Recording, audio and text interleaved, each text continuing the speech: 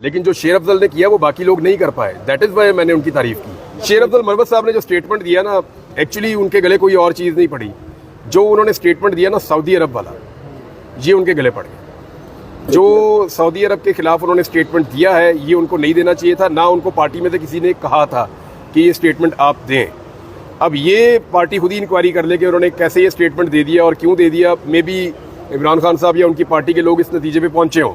ये स्टेटमेंट उनको नहीं देना चाहिए था। जिस दिन उन्होंने ये स्टेटमेंट दिया था, उस दिन मुझे आइडिया हो गया था कि अब ये हॉट वाटर्स में चले जाएंगे। आजकल उनके सितारे गर्दिश में है, तो मेरे ख्याल में जब सितारे गर्दिश में हो तो फिर थोड़ा सब्र करना चाहिए।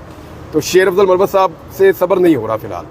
इमरान रियाज साहब, शेर अफजल मरवत साहब ने 9 मई के बाद जिस तरीके से पीटीआई को बंद गली से निकाला और जिस तरीके से एक मोमेंटम क्रिएट किया, क्या आपको लगता है कि इस बयान से जो आपने कहा कि सऊदी एम्बेसडर के हवाले से या सऊदी हुकूमत के हवाले से उन्होंने कहा, तो क्या इस बयान को जवाब बनाकर उनको साइड लाइन किया जाना है? देखिए, एक बात सख्त है, लेकिन मैं यहाँ आपको कह देता हूँ, क्या शेर अफजल मरवत आज निकले मियाँ नवाज शरीफ के लिए पूरे खैबर पख्तूनख्वा में लोगों को निकाल पाएंगे? नहीं निकाल पाएंगे। तो पहले क्यों निकाल लिया था? इमरान बस बात आपने खुद ही जवाब दे दिया है। तो इट वॉज नॉट शेर अफजल मरवत। उन्होंने हिम्मत दिखाई, उन्होंने बहादुरी दिखाई, वो निकल के बाहर आए। ये बहुत अच्छी बात थी। उस वक्त किसी को तो निकलना था, लेकिन वो क्यों लोग उनको देखें। उस वक्त मुझे अच्छी तरह याद है, सब लोग ये भी कहते थे कि ये इमरान खान का सिर्फ वकील है, अगर वो बाहर आ गया तो क्या होगा। तो एक्चुअली शेर अफजल मरवत बिलोंग टू इमरान खान। लोगों ने कहा ये उनको मिलकर आता है, ये उनको देख कर आता है, उनसे इंस्ट्रक्शन लेकर आता है, ये उनके अल्फाज बोलता है। तो दैट इज़ वाई ये सब कुछ हुआ। अब शेर अफजल मरवत साहब को कहें PMLN को खड़ा कर दें या पीपल्स पार्टी को खड़ा कर दें, तो क्या वो कर पाएंगे? तो अगर शेर अफजल मरवत ने मेहनत की है, जोर लगाया है, तो उनके पास पीछे सौदा भी ऐसा था जो बिक रहा था। उनकी रेडी के ऊपर जो सियासी रेडी पे जो सौदा पड़ा हुआ था इमरान खान का था, वो बिक रहा था। अगर उसी रेडी पे नवाज शरीफ का या पीपल्स पार्टी का सौदा रखे तो वो नहीं बिकेगा। ये बड़ी अच्छी बात है कि he was a good salesman. उन्होंने बड़े अच्छे तरीके से ये सारा कुछ उन्होंने बहुत अच्छा किया। शेर अफजल मरवत साहब ने बहुत अच्छा किया, लेकिन अभी उनको सब्र करना चाहिए थोड़ा। जैसे आपने कहा कि शेर अफजल मरवत साहब के पास सौदा ऐसा था कि बिकता था, वो इमरान खान साहब से मिल के आते थे, तो बाकी भी लोग मिल के आते हैं। कल 9 मई था, मैंने आपसे कहा ना he was a good salesman. मैंने आपसे एक और बात भी की कि बहुत और लोग भी मिलकर आते हैं, लेकिन जो शेर अफजल ने किया वो बाकी लोग नहीं कर पाए। दैट इज़ वाई मैंने उनकी तारीफ की।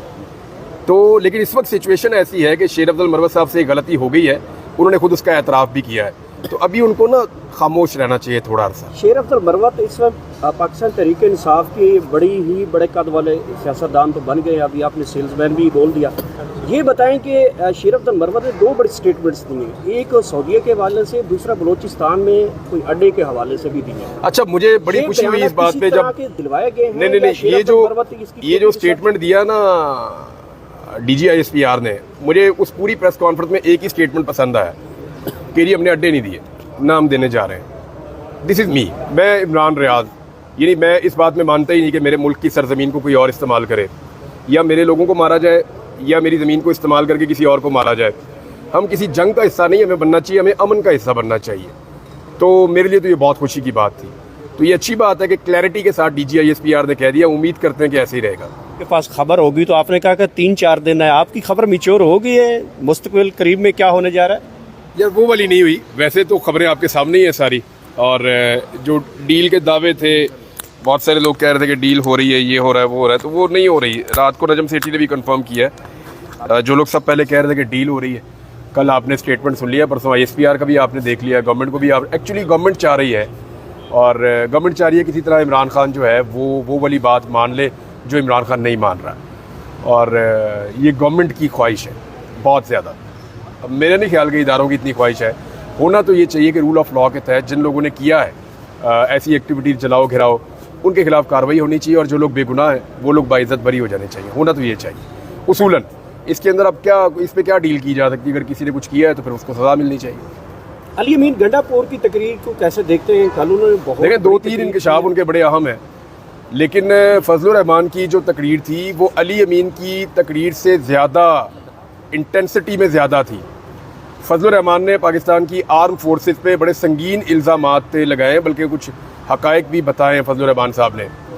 अब देखना ये है कि फजलुर रहमान साहब के ख़िलाफ़ या उनकी जमात के ख़िलाफ़ वैसा क्रैकडाउन या एक्शन होता है जैसा पाकिस्तान तहरीक इंसाफ के ख़िलाफ़ हो रहा है। देखना ये है, या इसका जो दायरा कार है वो सिर्फ तहरीक इंसाफ के लिए महदूद रहेगा। अगर तो ये कहा जाता है कि ये बातें गैर मुनासिब है जो की जा रही हैं, तो फिर तो फजल रहमान साहब ने सारी लिमिट्स क्रॉस की है। हालांकि बातें उनकी जो है, उनके हक़ाइक़ को आप झुटला नहीं सकते, लेकिन नॉर्मली यहाँ पे ऐसी बातें करना अलाउ नहीं किया जाता। अली अमीन गंडापुर की दो बातें मुझे बहुत ज़्यादा जो है उन्होंने वो किया। एक तो देखें, मैंने 2021 में एक प्रोग्राम किया था, उसमें मैंने ये कहा था कि कुछ चीज़ें ऐसी हैं जिनमें इमरान खान साहब को मुश्किल का सामना है और उनके ऊपर एक दबाव है, और उनमें एक चीज़ मैंने बताई थी कि उनको ये कहा जा रहा है कि आप इसराइल को तस्लीम कर लें, और उनको ये दबाव डाला जाता था। उस दौर में मीडिया के कुछ लोगों को कुछ दफातर में बुला के, बड़े दफातर में बुला के उन्हें भी कहा जाता था कि आप इसके ऊपर डिबेट शुरू करवाएं कि पाकिस्तान इसराइल को तस्लीम करे या ना करे, ताकि कोई बातचीत तो शुरू हो ना। तो वो दौर में ये बातें होती थी। अली अमीन गंडापुर ने कल जनरल रिटायर कमर जावेद बाजवा का नाम लिया, और अली अमीन गंडापुर ने कहा जी कि वो ये कहते थे इमरान खान साहब को कि इसराइल को तस्लीम कर ले, तो इमरान खान ने इनकार कर दिया था। दूसरी जो ये जो 6 महीने वाली एक्सटेंशन है ना, ये मैंने इससे पहले ये बात ऐसा सुनी नहीं, लेकिन ये सबको पता है कि जनरल बाजवा एक्सटेंशन चाह रहे थे, और ये बात इरफान सिद्दीकी साहब ने भी की है, PMLN के सेनेटर हैं, और वो ये कह रहे हैं कि जनरल बाजवा ने यहाँ तक कहा था कि अगर एक्सटेंशन नहीं मिलती तो फिर मैं मार्शल लॉ लगा दूंगा। तो ये इरफान सिद्दीकी साहब का इंकशाफ था, ये ज़्यादा खौफनाक था। लेकिन ये जो 6 माह वाली एक्सटेंशन है, इसका हमें नहीं पता कि उस वक्त जब तहरीक अदम एतमाद आई थी 8 मार्च 2022 को, उस वक्त जनरल बाजवा ने कहा हो कि आप 6 माह की एक्सटेंशन दें तो मैं ये जो है इसको ख़त्म कर देता हूँ, अदम एतमाद को ख़त्म करवा देता हूँ। ये वाली ऑफ़र का कल अली अमीन गंडापुर ने बताया, और वो ये कह रहे हैं कि ये परवेज़ खट्टक हमारे साथ चले और चल के खाना काबा में बात करें। तो ये एक अलग और इम्पॉर्टेंट चीज़ है, नई, इसको देखें अब इसके ऊपर किस किस्म का रिस्पॉन्स आता है। नवाज शरीफ की सियासत के ऊपर क्या कहेंगे? नवाज शरीफ क्या मौजूदा आर्मी चीफ को आपका तजिया क्या कहते हैं, एक्सटेंशन देगा? देखिए, नवाज शरीफ साहब के सारे तजर्बे नाकाम हो गए हैं। अब कर करा के उन्होंने ये गवर्नमेंट ले ली है। या तो नवाज शरीफ अपोजिशन कर सकते हैं या हुकूमत कर सकते हैं, या वो अपोजिशन करेंगे या वो हुकूमत करेंगे, दोनों में से एक चीज़ कर सकते हैं मियाँ साहब ना। और अगर उन्होंने अपनी मकबूलियत और अपनी सियासत को बचाना है तो फिर उनको जो है वो स्टांस लेना पड़ेगा, पोजीशन बनानी पड़ेगी, एक बयानिया उनके पास होना चाहिए।